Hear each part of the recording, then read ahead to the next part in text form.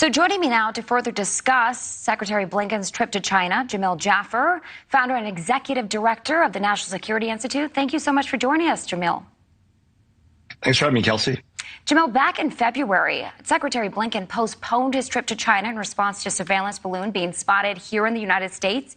Can this be a good sign? Can we think of it as a good sign that he's finally in Beijing after months of delays?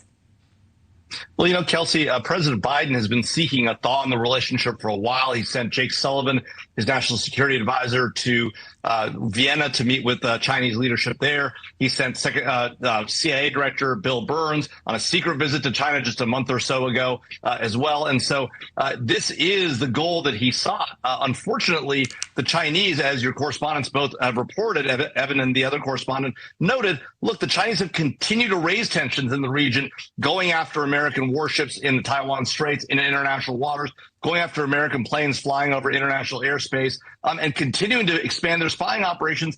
Just recently, we learned about the spying operation in Cuba, just 90 miles off the U.S. coast.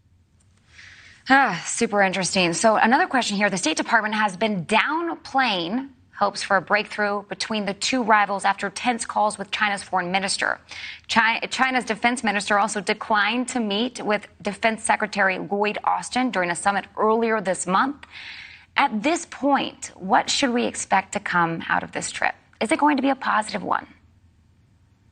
It's hard to know. I mean, I think the Biden administration has done the right thing. They've continued and expanded upon the Trump administration's efforts to push back on China, to expand allied relationships, to support our supply chain efforts. The question will be, what will they need to do to try and get back to a better relationship with China? If that means walking back any of the aggressive actions that we've taken thus far, the strong actions to protect our semiconductor industry, to retake primacy in critical minerals and the like, that would be a mistake.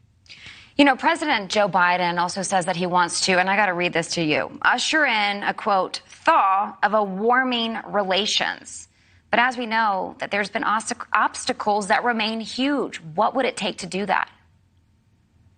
It's hard to know exactly what it would take. The Chinese are going to demand a lot. What they've seen at times with the U.S. is that sometimes we'll negotiate against ourselves, as we did with Iran, trying to give more than we're getting from the other side. We should avoid doing that. Thus far, the Biden administration has actually been fairly strong on the China front and has pushed back against doing that. They should continue to hold that line and not let anything that happens on this visit or any upcoming visit the president may wish to have with President Xi allow that to take place. Jamil Jaffer, thank you for speaking with us. Thank you for your time.